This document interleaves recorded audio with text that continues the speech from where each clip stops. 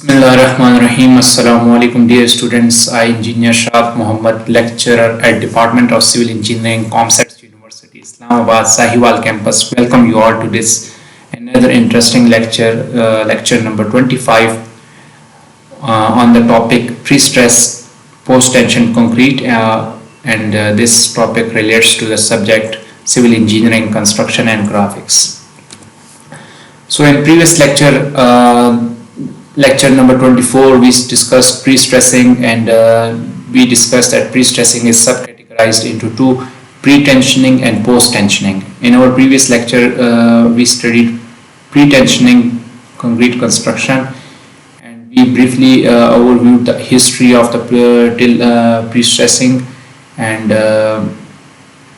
different researchers and different scientists and engineers, their historical contributions. We studied major contributions of the researchers and types of steel reinforcements and deformed and mild steel reinforcement, and we did comparison between mild steel reinforcement and pre-stressed steel, and forms of pre-stressing steel: wires, strands, tendons, cables, bars, types of pre-stressing steel, and we studied properties of the pre-stressing steel and stress strain curve of the pre-stressing steel and pre-tension concrete construction.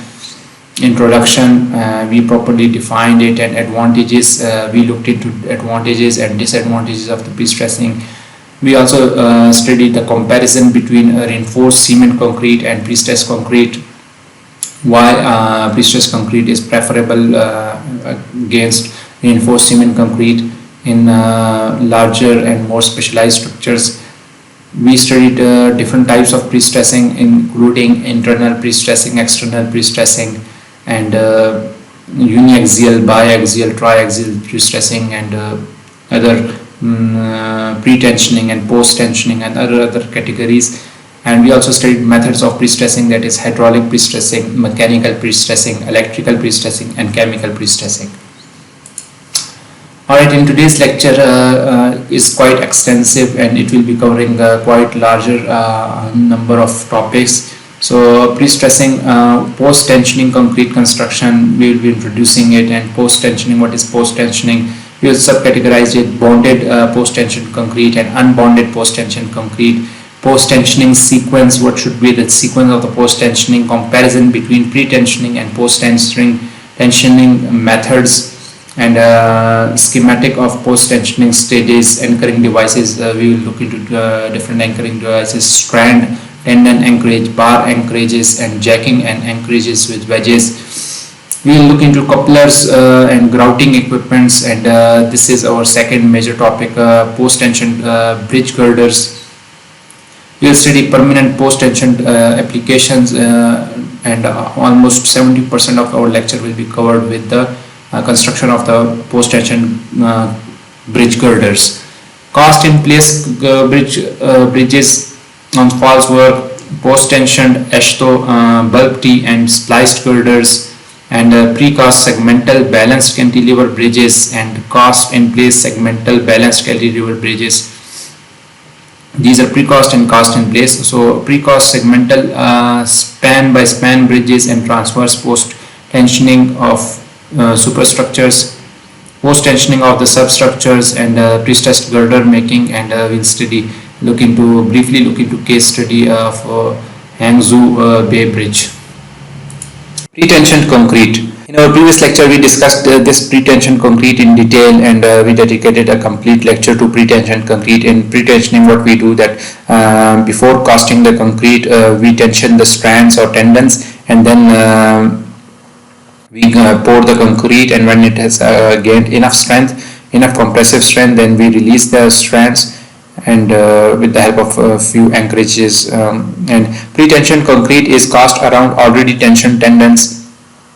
So concrete is cast around already tensioned tendons. Tendons are tensioned before concreting, and this method produces a good bond between tendon and concrete.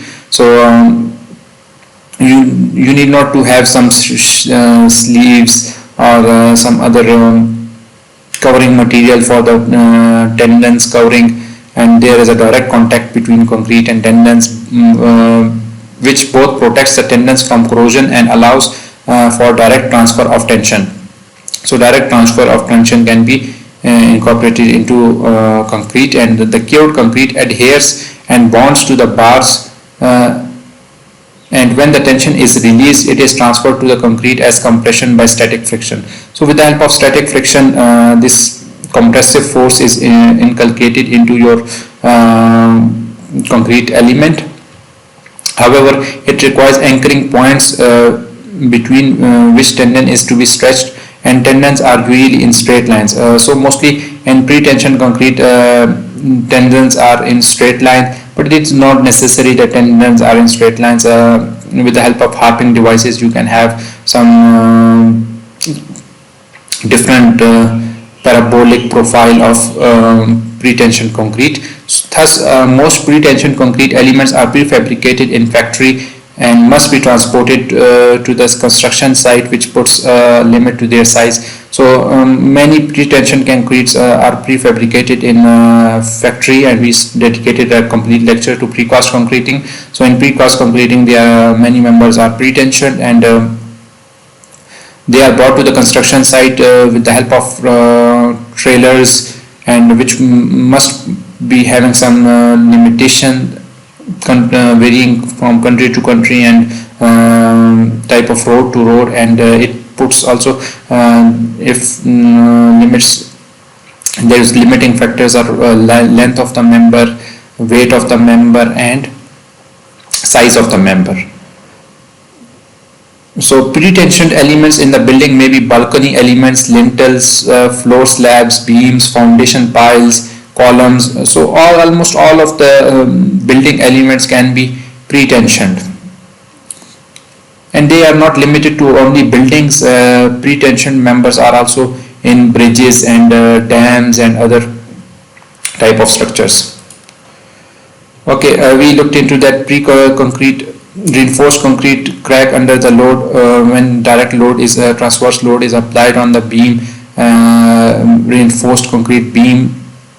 So beneath the neutral axis, all the concrete is considered that they are not resisting any type of stresses. So we assume that they are cracked, already cracked, and even in realistic sense, the cracking develops and due to deflection. And post-tension concrete before loading. So you have post-tensioned it, you have anchored it properly with the help of anchoring devices, and it has formulated a camber, simply supported beam, and it has formulated a camber. So when loading, transverse loading is applied over this beam, so first it will straighten this camber and then it will start deflection. So post-tension concrete after loading. So this is a cantilever beam example. You know that cantilever is when loading is applied from top transverse to the cantilever beam. So tension is generated at upper side and compression is generated at lower side. So at compression tensile, to resist the tensile stresses, pre-stressing steel is provided, and it formulates a camber beneath the cantilever beam, and when loading, transverse loading from upper side is applied, so it will first straighten the member and then it will deflect. So there are layer of factor of safety in your member. So post-tensioning, in this method pre-stress is induced or tendons are tensioned only after the concrete has hardened. So first concrete is means before concreting there are some ducts are provided for the provision of the tendons, and concreting is done, and when it has hardened then you inject or fish the tendons or strands through the concrete member, and then with the help of anchoring devices you anchor them and then cut off the external extra strands. The concreting is done first, and a duct is formed in the member with tube or with a metal sheet.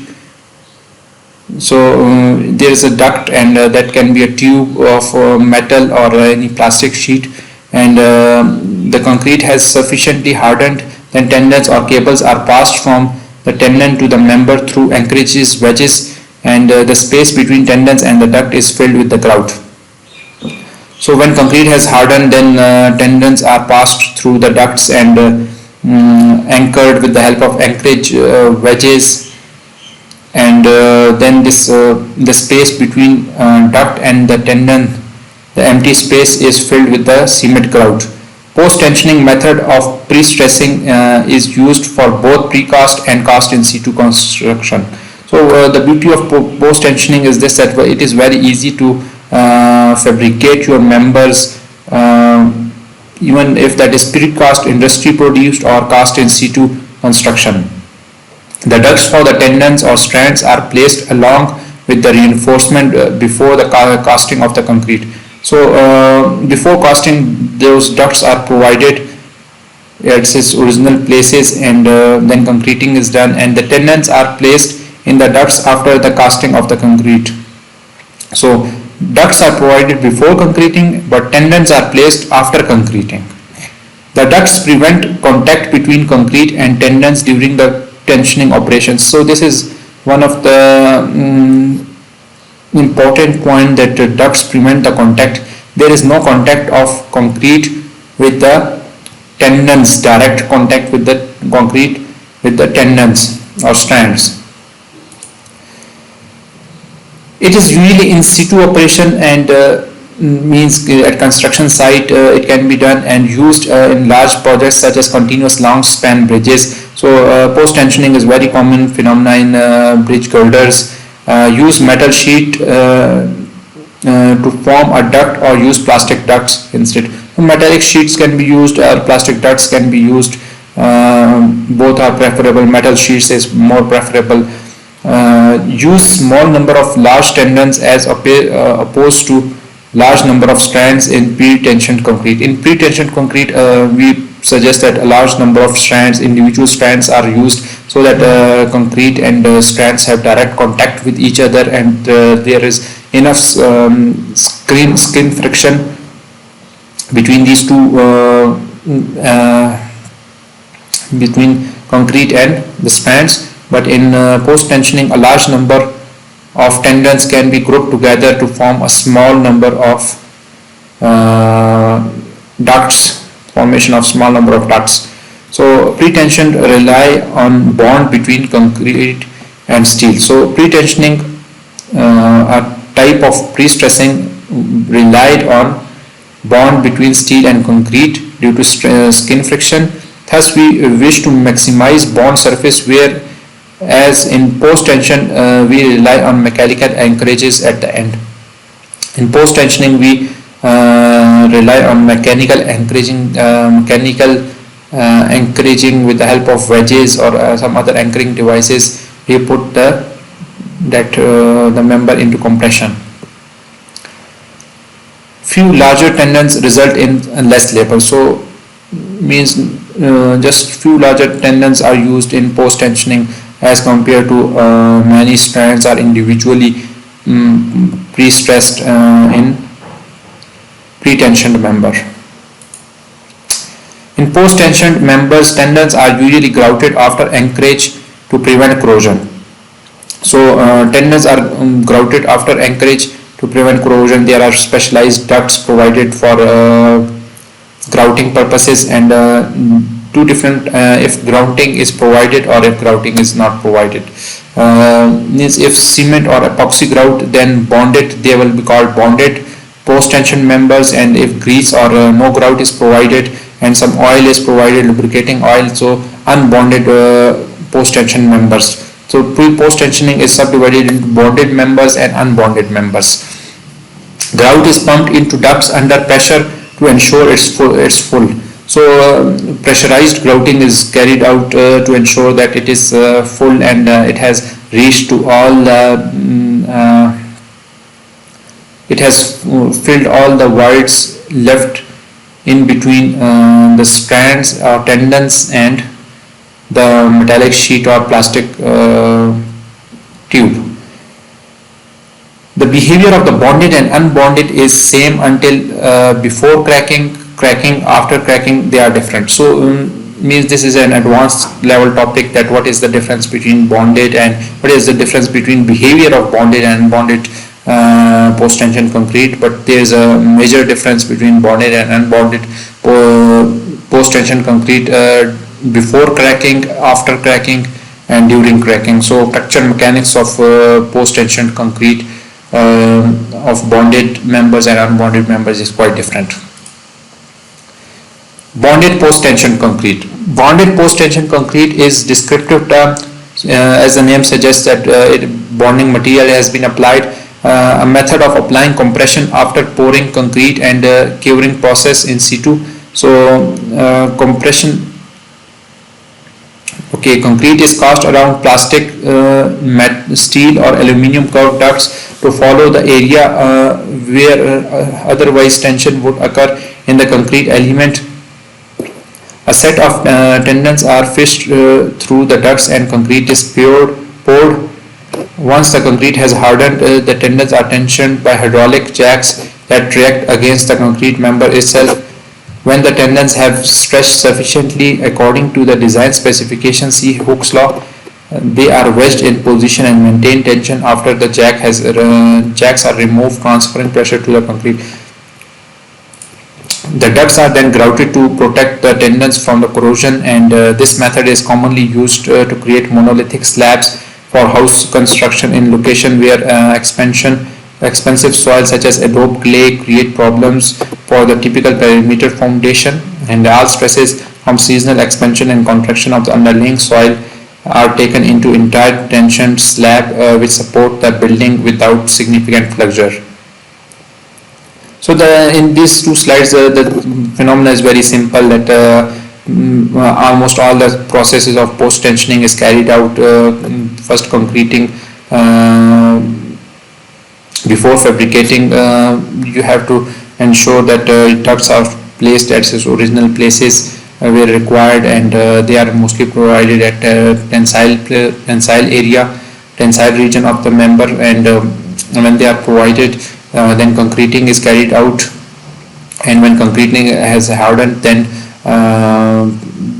these post tensioned strands or tendons are passed through those ducts, and with the help of anchorage devices they are anchored, and then grouting is carried out. So these are mostly common in monolithic slabs where the soil is quite weak, and frequent expansion and contraction is carried out by the underlying soil. So the entire slab and mat foundation has been pre-curved post tensioned. So advantages of this system over unbonded post tensioning are large reduction in traditional reinforcement required, as tendons cannot distress in accidents. So they cannot be slipped, and they cannot distress in accidents, and tendons can be easily waived, allowing a more efficient design approach. So such tendons can easily be waived, and different profiles can be formulated. So higher ultimate strength due to bond generated between strands and concrete. So yeah, there is due to that grouting or epoxy coating, higher ultimate strength is achieved, and no long-term issues with maintaining the integrity of anchor or dead ends. So grouting is still end, so there is quite a good bonding with them, with the concrete and grouting. So there are no anchorages, slippage or stress relieving mechanism in bonded post tension concrete. Unbonded post tension concrete. Unbonded post tension concrete differs from the bonded post tension concrete by providing each individual cable permanent freedom of movement relative to the concrete. So they are free to move. To achieve this, each individual tendon is coated with grease, lubricating agent, generally lithium based, and covered by the plastic sheet formed in the extrusion process. The transfer of the tension to the concrete is achieved by the steel cable acting against the steel anchors embedded in the perimeter of the slab. So end anchorages is the major cause of transfer of the tension to the concrete. The main disadvantage of bonded post-tension concrete is the fact that cable can distress itself and burst out of the slab if damaged, such as during repair of the slab. So during repair of the slab, as they are tensioned, so they can eject out of the slab.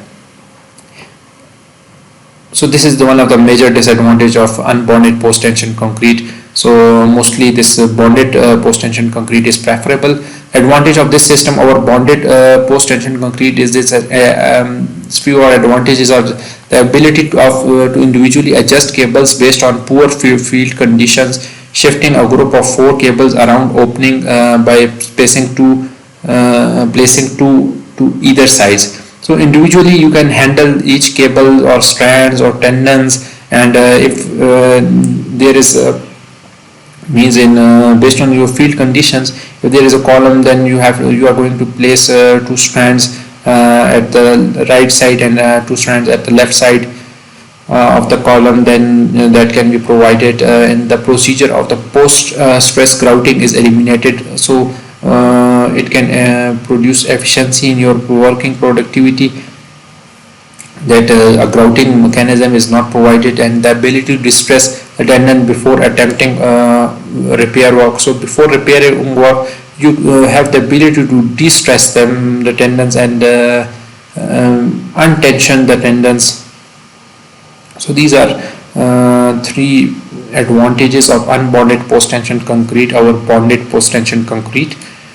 And post-tensioning sequence: casting of the concrete is done first, and placement of the tendons are placed, and strands are placed in the ducts, and the placement of the anchorages, block and the jack at the end of the member. Anchorage blocks or jacks are provided, and applying tension to the tendons, and with the help of hydraulic jacks, we have studied that with the help of mechanical or hydraulic jacking, we can apply tensioning to the tendons, and seating of the wedges are seated at the corners of the hardened concrete, and cut the tendons, and tendons are cut.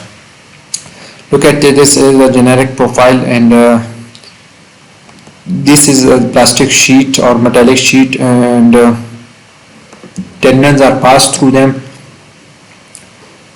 and you can see this tendon profile, and different drains and vents are provided, and here these strands are fished through it, and here they are bolted, and here from here due to hydraulic jacking, tension is applied, and when tension has been applied enough, then wedges are placed at this corner,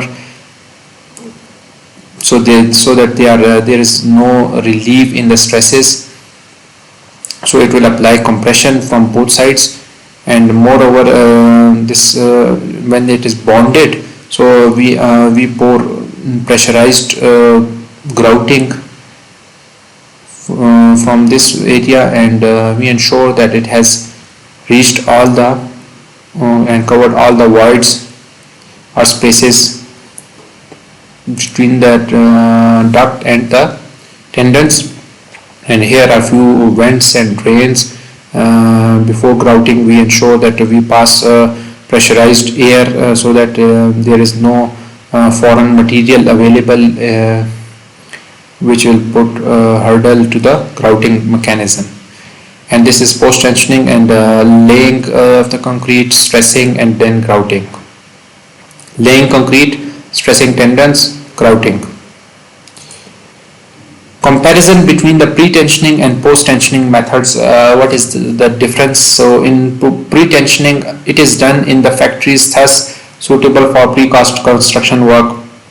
Yeah, it is mostly done in factories, so precast construction work will prefer pre-tensioning. It can be done in factories as well as in site. So post-tensioning is mostly common in bridges, and it is directly done in sites. So small sections can be constructed. If industry produce, then you have to consider the traveling and transportation issues. So smaller sections are constructed, and size of the member is not restricted to long span bridges are constructed by post tensioning. So post tensioning have no limits, and loss of pre-stress is more about 18% of the actual stress is induced. So loss of the pre-stress is 18%, and in post tensioning loss of the pre-stress is 15%, is lesser than pre-tensioning. It is cheaper because cost of the sheeting is not involved, and post tensioning is costlier because ducts are provided and cost of the sheeting is involved, and it is more reliable and durable, while post tension method the durability depends upon the anchorage mechanism. So mechanical anchorage is post tensioning is dependent on mechanical anchorage, and pre-tensioning is dependent on skin friction, static friction or skin friction of the pre-tensioned strands in concrete. Schematic of post-tensioning stages: casting bed you can see, and concreting has been carried out and ducts are provided and side view is shown, and casting of the concrete, so tensioning of the tendon, then tendons are passed through it, and here they are bolted, and from another side jacking is applied, and measurable tension is applied. So you can see that original position was here, and now concrete has moved here, and concrete member has been compressed from both sides, and then anchors and wedges are provided anchoring the tendon at the stretching end. Anchoring devices: strand, tendons, anchorages. You can see that this is the anchoring devices, this is a tendon profile, and this is the duct at the end of the concrete member. Strands are separated so that we can tension them. Individual tensioning can also be carried out, and combination of different tendons can also be carried out depending upon your tensioning or hydraulic device. So this is the bearing plate. As concrete can crush, so bearing plate, steel bearing plate is provided, and trumpet is this area, and some area for injection of grout is left, and wedge plate, and this is the wedge plates, and wedges are placed, and this is the look of the wedge, and then grouting is carried out, and grouting cap is covered. It is covered with the grouting cap. So this is almost normal anchorage or plate anchorage shown. So some special anchorages also made, and multi-plane. So multi-plane anchorages, so that strands do not loosen. So duct is provided, and trumpet, and multi anchorages. Here it is anchored, and here it is anchored, then here it is anchored, so that if one is loosened, then second anchoring is start working, and then third anchoring start working, and then grouting. You can see that this wedge mechanism, this is your strand, and this is the wedge, and it is against your pulling force. And wedges can be into two parts, 2-part wedge or 3-part wedge. 3-part wedges are mostly common. 2-part wedge is less common. Typical post tensioning anchorage hardware for strand tendons. Bar anchorage, you have studied in your previous lecture that there are strands and there are also bars. Post tension can be carried out in bars. So this is your bar, this is your bar, and this is covering, and this is anchorage, and this is grouting tube, pocket, and you can see that bearing plate and plate connector. This is coupler. When one bar has been shortened, or means the length of the bar has been completed, and still span is remaining, so you can couple another bar together with the help of couplers. So you can see that anchoring phenomena, that engravement on the bars and engravement within the coupler are against each other, so that there is no due to immense tensile forces, they are not pushed or they are not released. Alright, typical bar anchorage, vertical application, coupler, and you can see horizontal application of the coupler, continuity connections. So these are the continuity connections. Couplers are continuity connections. Jacking and anchoring of the wedges, you can see that these are the wedges, 3-part wedges. Anchoring devices are used to enable the tendons to impart and maintain pre-stress in concrete, often made on the wedge and friction principle. Okay, this is your tendon and this is your anchorage and this is wedge. Wedges are provided, and you can see that jacking force has been applied, and tendons are released and locked off. Tendons are released and wedges are placed at its places, and tendons are then released.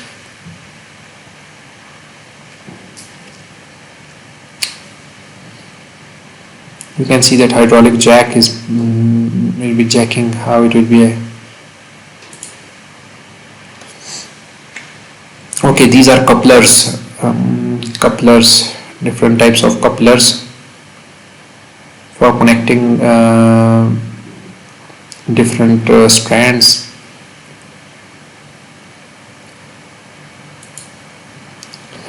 Grouting equipment, this is the grouting equipment, and grouting is being carried out. This is grouting equipment.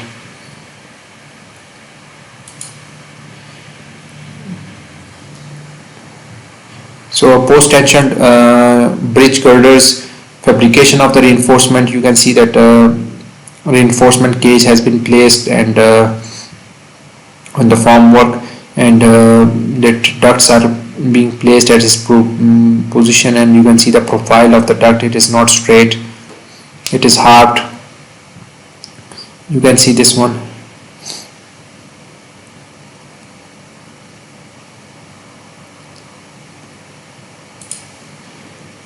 Placement of the tendons, then tendons are placed individually or in groups. Tendons are placed. Stretching and anchoring of the tendons, so with the help of hydraulic jacks, individual and multiple strands tendons can be tensioned. So this is post-tension bridge girders. Reinforcement cage for the box girder. So you can see that inside this is the reinforcement cage of the box girder. Inside there are ducts, a lot of ducts are visible. Parabolic profile.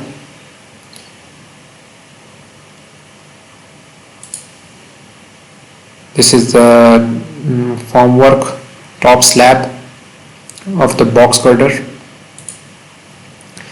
So post-tensioning of the box girder is being carried out. Transporting of the box girder with the help of cranes and gantries. Completed bridge, you can see the post-tension bridge. Alright, in our second part of the lecture is relevant to precast concrete in bridges. So we have studied in our previous lectures that precast can be of post-tensioning and pre-tensioning. So pre-stressed is very frequently used in bridges, girders, and we will be looking at little different types of bridges. And bridges can be also be constructed with precast. So precast bridges can be constructed. Parts of the bridge are substructure and superstructure. In Pakistan, growth of precast in bridge is quite slow. Means all the bridges are constructed are precast and their girders are precast. but precast is growing continues very rapidly is growing continuously. It should be continuously very rapidly in other countries, not only for bridges in the short span range, but also for span exceeding 45 meters. So based on the types of bridge and the site condition method, the construction is to be adopted. You can see that different components of the precast bridges: precast in place footing and precast box pier. Pier is also precast, and threaded post tensioning bars. These are post tensioning bars, and precast pier cap, and 100 feet long precast box beam. Parapet wall is also precast, and wearing course and box girders. So all elements of the precast bridge can be assembled together at the site. Types of bridges include culverts and T-beam, deck slab bridge, arch bridges, cantilever bridges, continuous bridges, suspension bridges, cable stayed bridges. You can Google them and look into different pictures of real-time structures and how beautiful they are aesthetically and how they are behaving structurally. So you must have studied their analysis in your structure analysis, and you must have designed these elements in your reinforced concrete design subjects. Advantages: pre-stressed concrete bridges are usually lower in first cost than all other types of the bridges, so they are comparatively less costly. With saving in maintenance, precast bridges offer maximum economy, so maintenance cost is quite low. Every operation in the manufacturing process provides a point of inspection and quality control. So you can see that precast construction is very quality controlled and certified, and all the processes and institution and the workmen and labor are all those are certified. So the better quality of work can be carried out. Faster construction. Your construction can be fast when you are carrying precast, because industry has already produced the precast members. You have just bring them and assemble them. Formwork of the superstructure can be eliminated, so mostly you do not need formwork, but for just carpeting and slab formation you need to have some formwork. Piers and abutments and wing walls can be made of the precast concrete pieces quickly assembled on the field. Precast concrete bridges can be installed during all seasons, so they are season independent, weather independent. Durability of precast pre-stressed concrete bridge is good and resulting in low maintenance requirement. So they are highly durable and requiring very less maintenance. No painting is needed. Even surface finishing you can be carried out in off-site. Greater fire resistance and design aesthetic is another advantage. So these are the general advantages of using precast concrete construction in your bridges. T-beam deck slab bridge, and simplest type of precast bridge is T-beam deck slab bridge, and T-beam is provided and slab is provided. Substructure is cast in situ. It is casted. Piers are casted, and in superstructure main girders are precast, post tensioned, cast away from the site and are transported to the site. So these girders are cast away from the site, are just at the side of the piers they are casted, and just they are placed at its places. Tensioned girders on the site and precast slab can be used. Precast post tensioned girders on the site and precast slab can be used. So even girders and slabs both can be post tensioned. Post tension girders. Post tensioning technique is to be used in girders. So post tensioning is mostly used in girders, and in post tensioning the concrete units are casted by incorporating ducts to house the tendons. When the concrete attains sufficient strength, high tension wires are tensioned by means of jacks. After then duct is grouted, the force is transmitted. So bonded post tensioning concrete definition has been placed here. We have discussed it in detail, and forces are transmitted to the concrete at the end anchorage. So this is the phenomena of the post tensioning.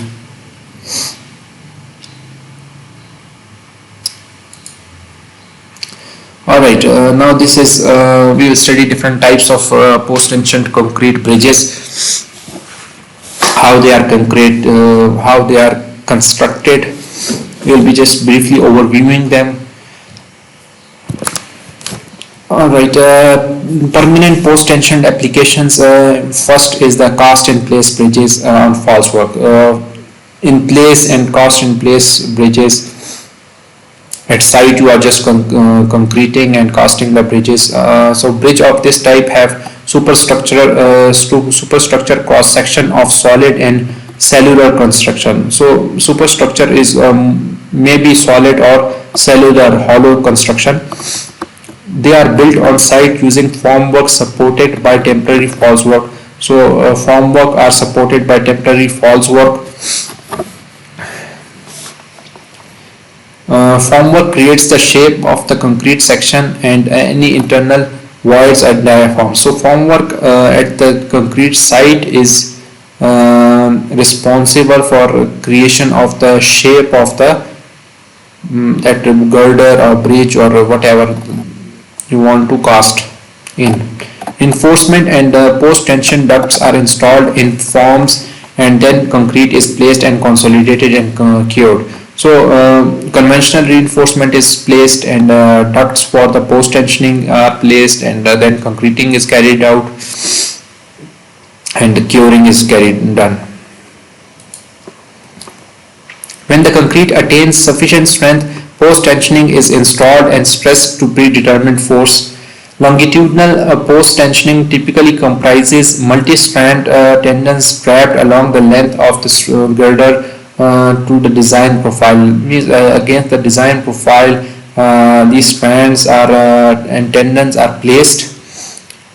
So in continuous spans, this tendon profile lies in the bottom of the girder in the mid-span region and rises to the top of the section over the interior supports. In continuous span, so you have studied in structure analysis that when your support is fixed or your spans are continuous, so there are negative bending moments at the support, and at the middle there are positive bending, and so to resist those tensile stresses, these tendon profiles lay at the bottom of the girder. Means at mid span there is positive bending, and this tendon will be placed at the tension area, and at the support, as they are continuous spans, so there will be negative bending moment, and then they are dragged and to the top of the section over the support. In simple spans, at the expansion ends of the continuous spans and at the expansion ends of the continuous span, post tensioning anchors are arranged vertically so that the resultant of the tension anchorage forces passes close to the centroid of the section. So post tensioning anchors, and this is about the position of the post tensioning anchors, are mostly at the vertical and mostly provided at the centroid of the section. The dragged profile of this type provides the most effective distribution of internal pre-stress for this type of construction. So this dragged and parabolic type of profile is more efficient for against the resisting the internal stresses.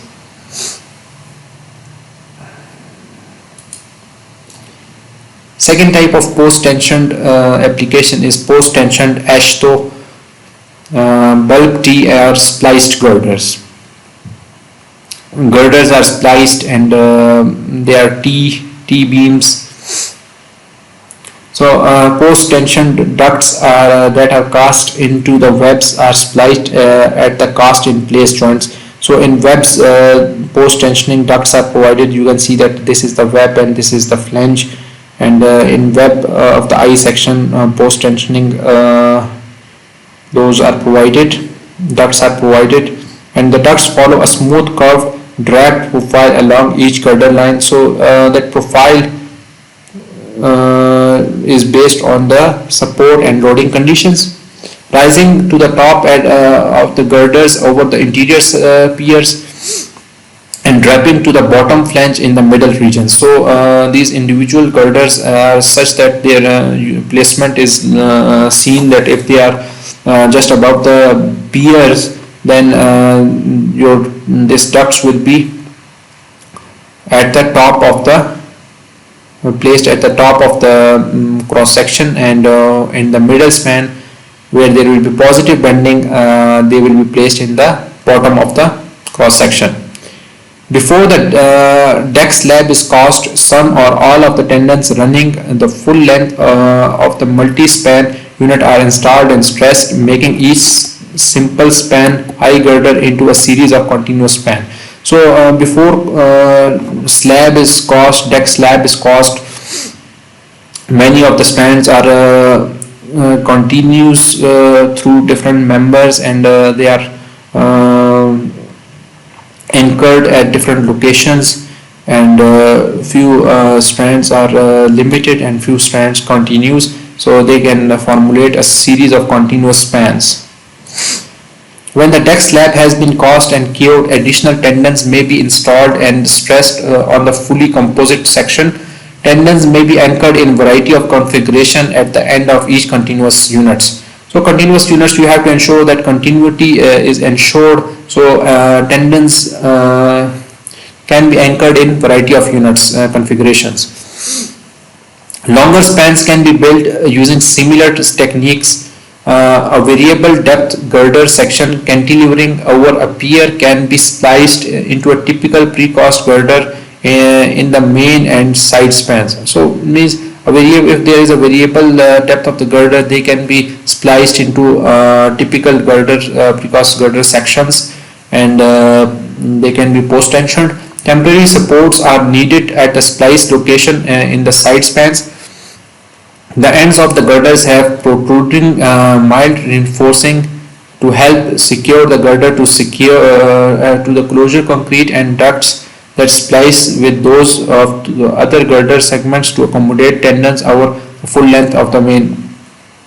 So at the end of the girders, there are some extension of the mild steel reinforcement for the bonding with the parallel other girders.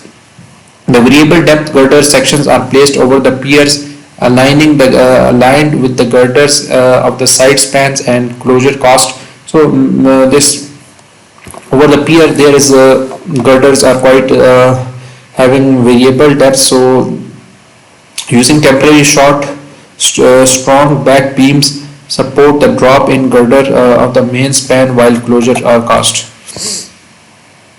You can see that this is your pier, and above pier there is a variable depth, and this is your another pier.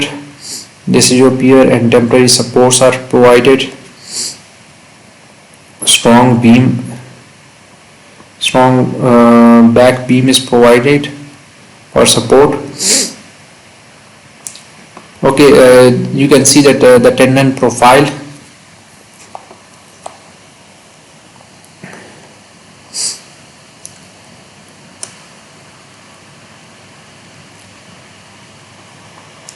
After all closure have been cast and have attained necessary strength, longitudinal post-tensioned tendons are installed and stressed. So longitudinal post-tension strands are installed and stressed. To maximize the efficiency of the post-tensioning, phase stressing is necessary. So phase tensioning is necessary. First you have to stress here, and then keep on continuing. Phase tensioning is necessary. Some of the longitudinal tendons are stressed on the eye girder section alone while it is non-composite. The remaining tendons are stressed after the deck slab has been cast and put upon the composite. So few strands are tensioned and a few strands are left, and they are tensioned when the slab deck is cast. This was post-tensioned HSO-T pulp, and before that we studied cast and placed. And the third one is pre-cast segmental balanced cantilever bridges. The pre-cast segmental balanced cantilever construction involves symmetrical erection of segments above a supporting pier. There is a supporting pier and symmetrical erection of the segments at both sides of this pier is carried out, and when a segment is lifted into position, adjoining match cast face are coated with epoxy and temporary post-tensioning bars are installed and pre-stressed to attach the segment to the cantilever.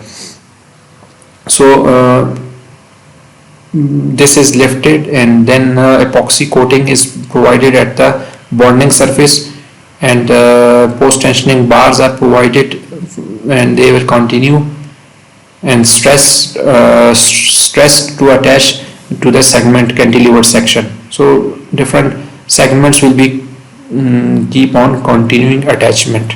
So typical after a new balanced segment is in place on each end of the cantilever, the post-tensioning tendons are installed and stressed from one segment on one end of the cantilever to its counterpart on the other.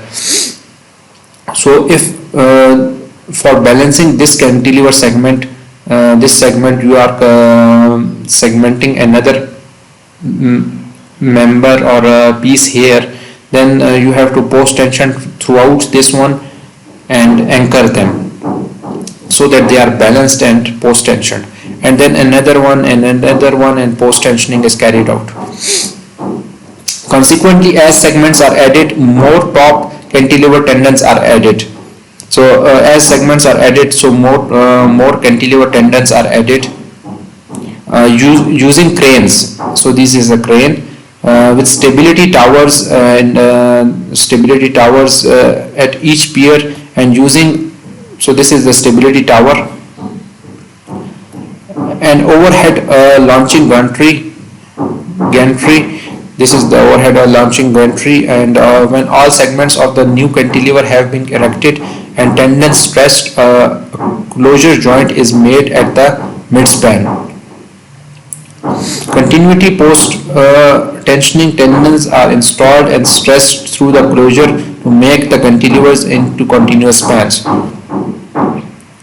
So all segments with the help of these assemblies are placed, and make sure that continuity tendons are continuous throughout these members. Typical features of precast cantilever segments are this one. This is the top slab shear key, cantilever tendons at the top, cantilever tendon anchor, paste anchor, and this is cantilever tendon anchor blister, temporary post tension bars, top temporary post tension bars, and bottom continuity anchor blister, web shear keys, and bottom slab shear key, and bottom post tension bars, bottom continuity tendons.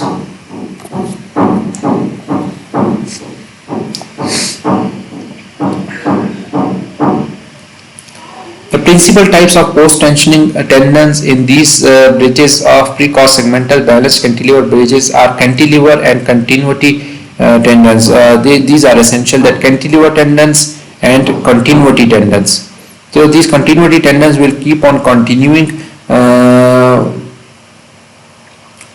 throughout the segments, and cantilever tendon will be here, it will be anchored, all the segments will be anchored, and here another segment will be placed and anchored at this place, and similarly at the other side of the pier another segment will be placed and that will be anchored.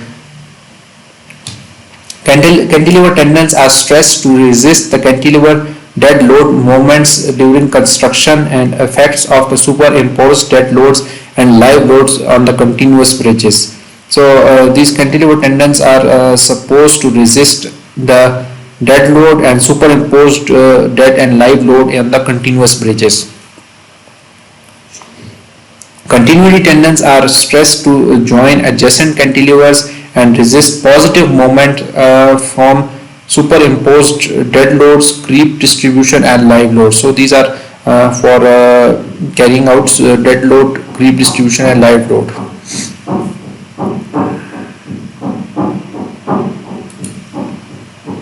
Okay, cantilever tendons. We will be now individually studying cantilever tendon and continuous tendons.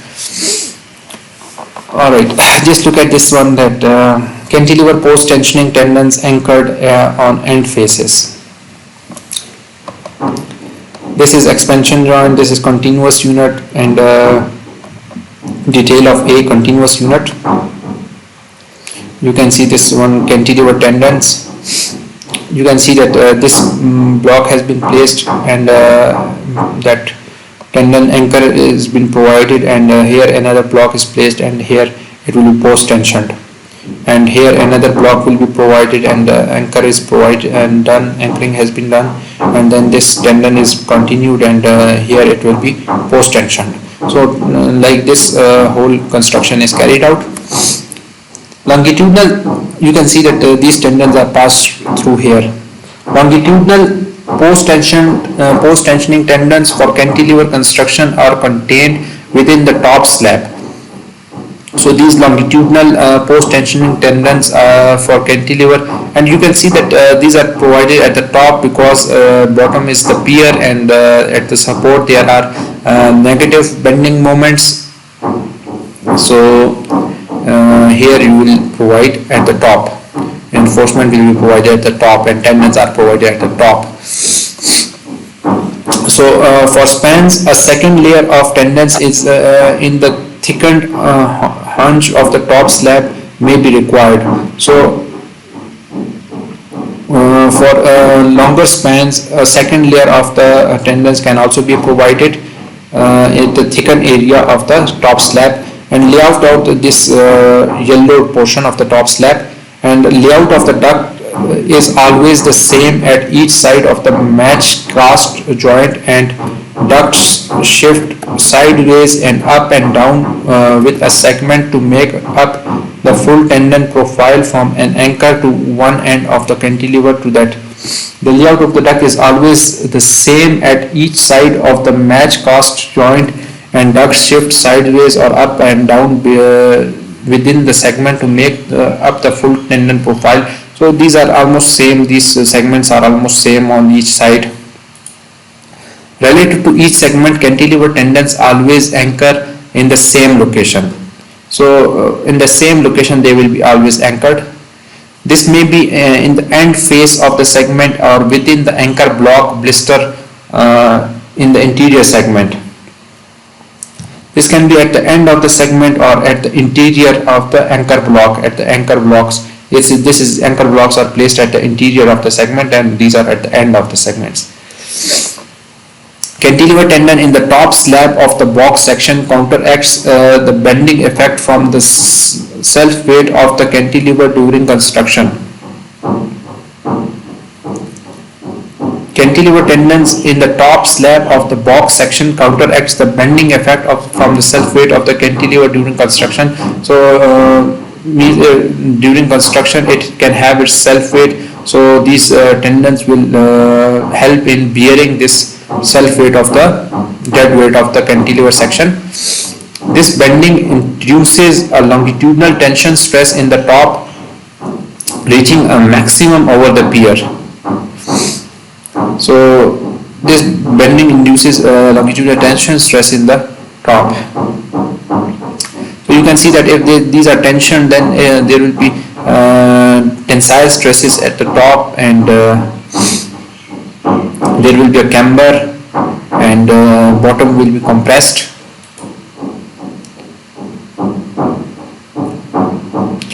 A top cantilever post tension counters these effects by inducing a compression stress of equal or greater magnitude at each cross section along the cantilever.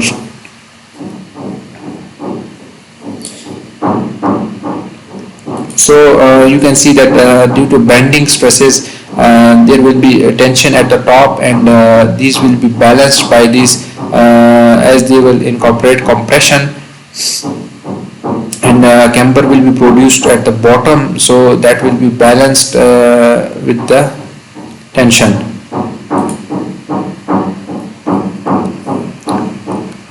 All right. Cantilever tendons. This is another one. An alternate approach is to anchor cantilever tendons in blisters, anchor blocks cast into the segments at the intersection of the top slab and web. So sometimes blisters are provided at the top slab and web, and anchorages of these tendons can be inspected at any time during and after construction. So the beauty of this blister anchorages are this, that they can be inspected at any time during and after construction. So at the face and at the middle of the segments can also be provided anchored. Cantilever tendons. Okay, this was above the pier, and now we will study above at the continuous ends.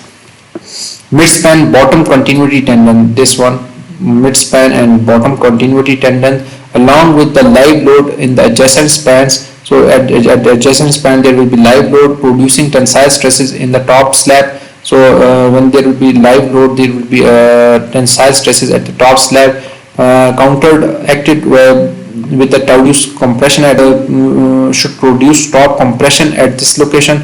So they will produce compression at the should produce top compression at this location. So they will produce compression at this should produce top compression at this location. So they will produce compression at this should produce top compression at this location.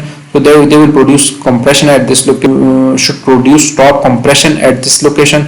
So they will produce compression at this location, minimizing the need of top continuity tendon. So they will minimize the need of top continuity tendon, as here at this side live load will be acting, and they will produce tension at the top surface. So it is said that you provide top continuity tendon, but it is also saying that a top continuity tendon need will be reduced, as there will be providing railing, and subsequently you will be providing that wear surface. So they will all be applying compression, and this continuity tendon will also be applying compression. So you need not to have so many compressions.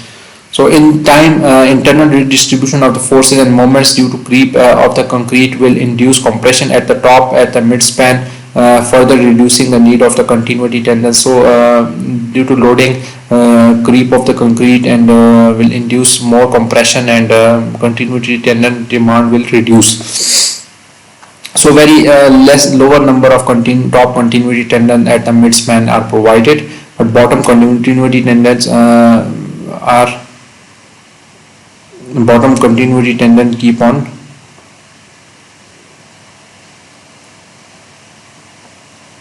working.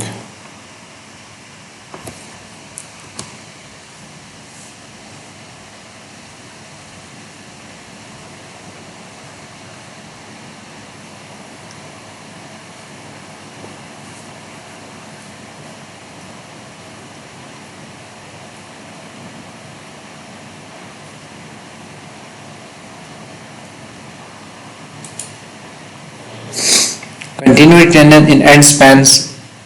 So these are your end spans, and there are also expansion joints. So expansion joints, usually more continuity tendons are needed at the bottom of the top than top. So at the continuity end spans, mostly bottom tendons are provided, and although continuity tendon may not be always needed at the top, it is a good practice to provide at least two or one over each web. So at the ends, it is not necessary that you provide top continuity tendons, but at the bottom it is necessary, but still it is recommended that 1 or 2 tendons you should be providing at the top. So you can see that at the bottom tendons openings have been provided, and they will be anchored. Precast segmental balanced cantilever bridge in span hinges in balanced cantilever construction. You can see that expansion joint has been provided, and detail of expansion joint are shown here. Mid-span hinges have again been used satisfactorily. Deflection may be controlled by using steel beams on sliding bearing placed inside a box girder between cantilever tips to allow for expansion and contraction, but restrain rotation. Care should be exercised in design and detail of any type of hinge span hinge.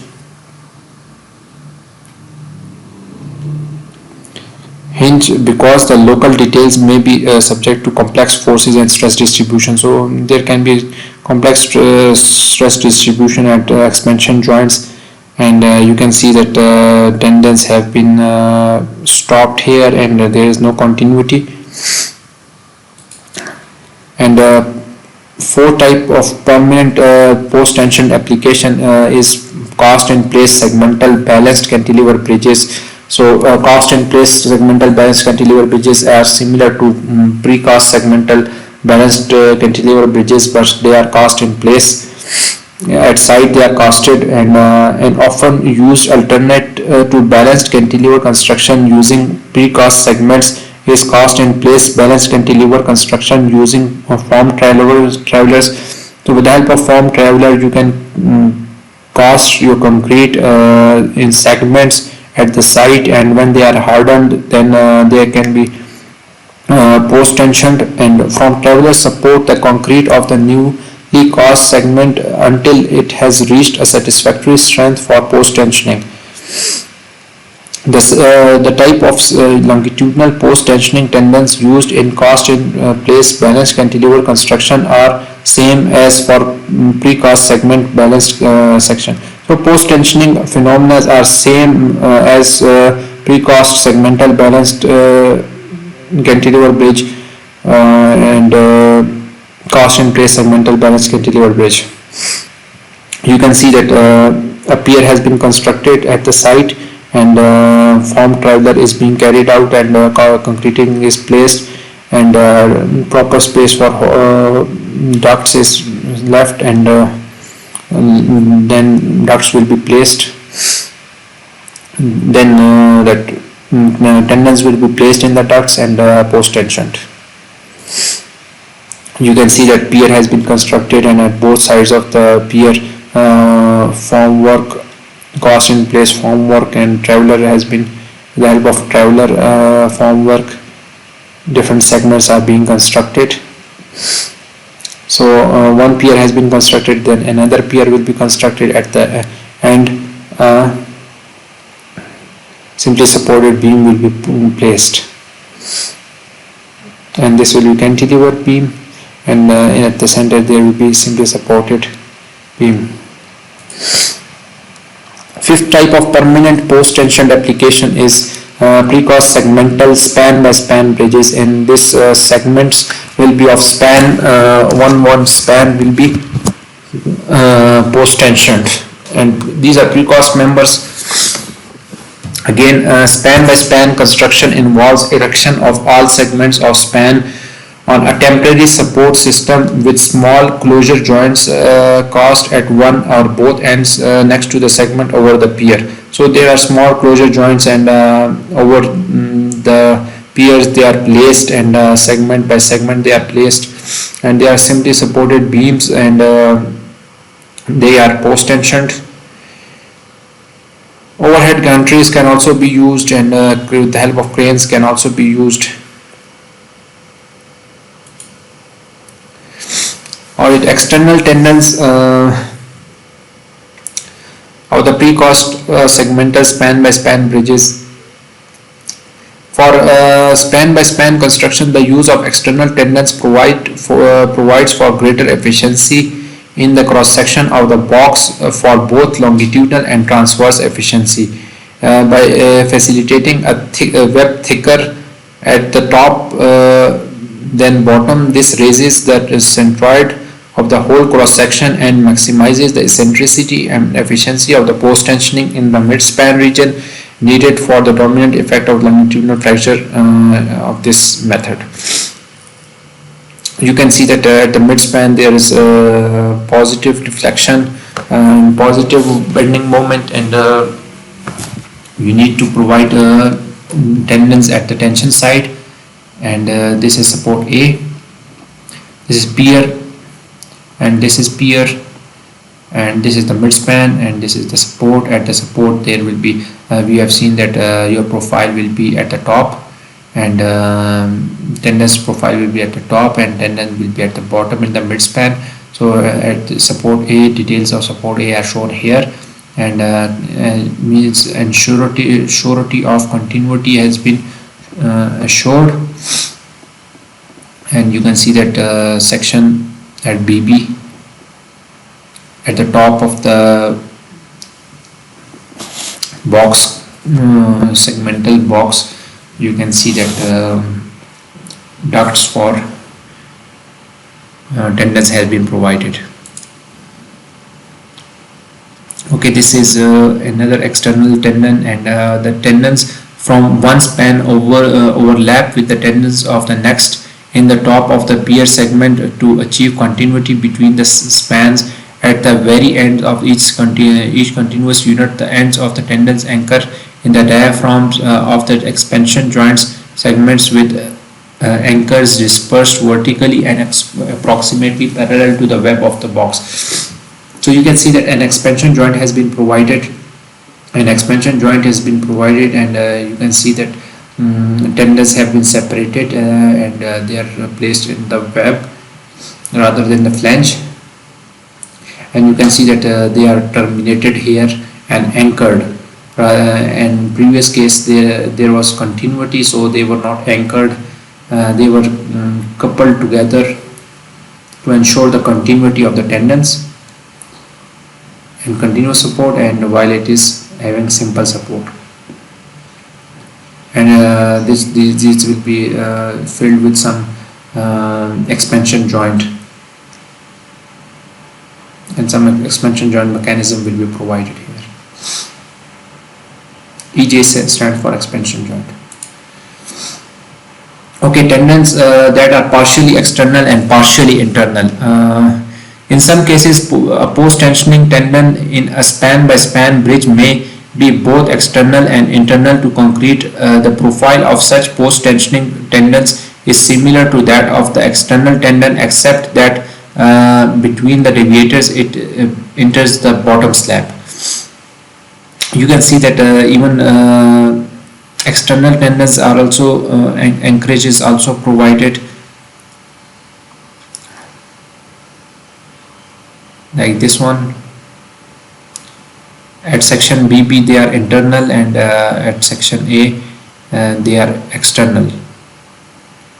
You have studied in your previous lecture that external post-tensioning and internal post-tensioning. Internal and external post-tensioning. Alright, application of permanent post-tension application, transverse post-tensioning of superstructure.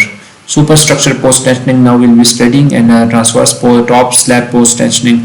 The top slab of the box girder can also be post-tensioned. So transverse post-tensioning in the top slab of box girder. Transverse top slab post-tensioning. So again top slab has been post-tensioned, and in diaphragms. Vertical post-tensioning in diaphragm, and vertically diaphragms can also be post-tensioned.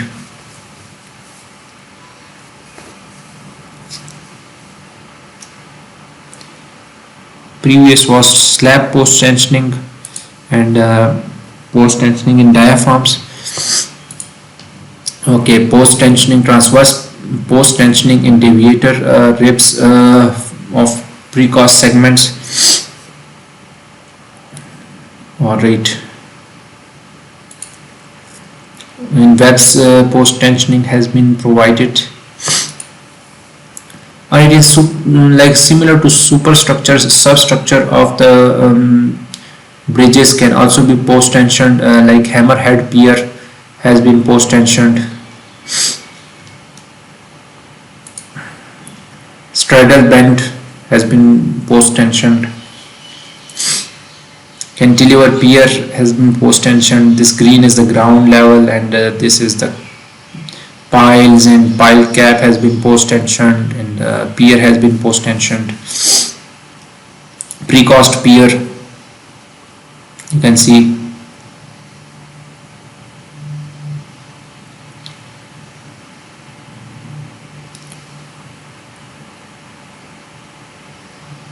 This is the ducts have been provided, and you can see that precast I pier, I shape pier has been post tensioned, and post tensioning has been provided, and you can see that these strands are passed through the pile cap, and then they are post tensioned, and you can see that continuity of the joint.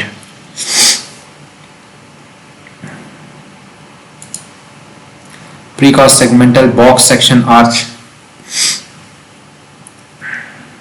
thin AC. This is also post tensioned. All right, pre-stressed girder making, we have seen these and discussed them in detail in our previous slides. Pre-stressing mechanism. Okay, end condition of the post pre-stressed girder.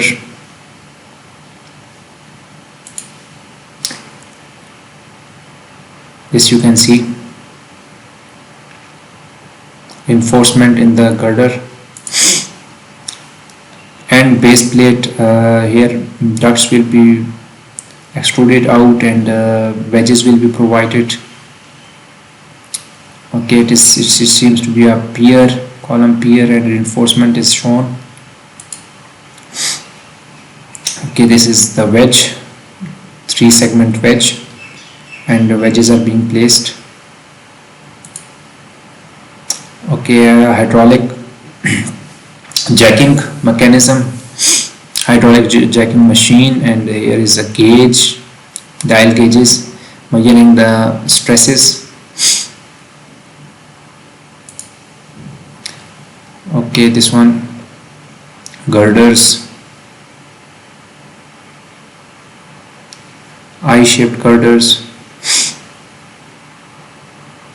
Post tensioning will be applied here. Care to take precast concrete construction. During detailing, all the loads are to be considered, and losses are also be to be considered as per codes for pre-stressed concrete, and casting and curing is to be done properly for quality concrete. Suitable method of post tensioning is to be adopted. Casted elements are to be stored carefully, and details should be given by the designer for storing members, transportation, and erection process. We have discussed them in detail in precast concrete construction. You can look over this case study of Hangzhou Bay Bridge, and you can go through more recent constructions. So precast concrete girders will be placed, and slab will be constructed. These are few images. You can watch different documentaries related to this one. In today's lecture, it was very fascinating lecture and very important lecture, very common practice of post tensioning in bridges, and we discussed the bridges topic in very detail, and you must have come up with how bridges are constructed in common day-to-day practices. And we studied previously this post tensioning, and why post tensioning is required and better than pre-tensioning, and how you are going to post tension your members. And we studied two different types of post tensioning, that is bonded post tensioning and unbonded post tensioning. We studied the advantages and disadvantages of them. So that is it from today's, and in upcoming lectures will be more fascinating, more interesting, and we'll be looking forward to you. And thank you for listening. Assalamu alaikum.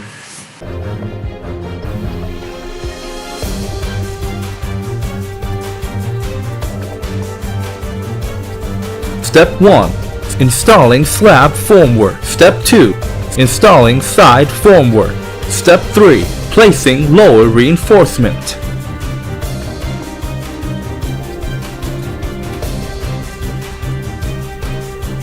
Step 4. Installing anti-bursting reinforcement. Step 5. Placing lower reinforcement in column. Step 6. Installing punching shear reinforcement. Step 7.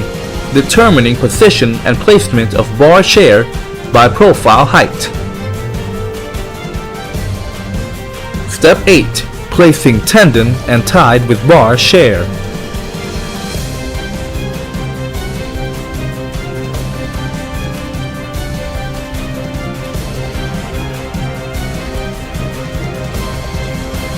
Step 9. Installing anchorage and grout vent. Step 10. Placing top reinforcement and extra reinforcement.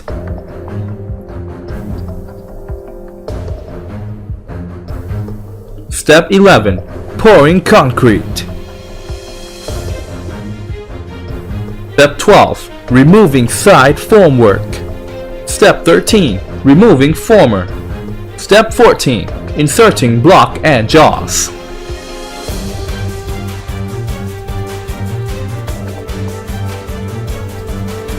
Step 15. Stressing and measuring elongation.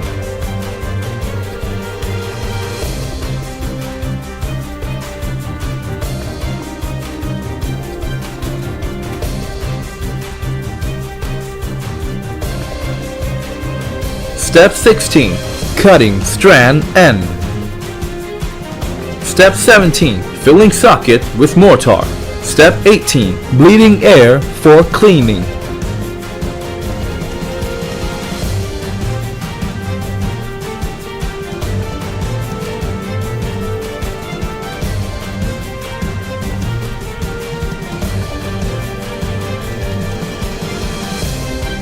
Step 19. Grouting.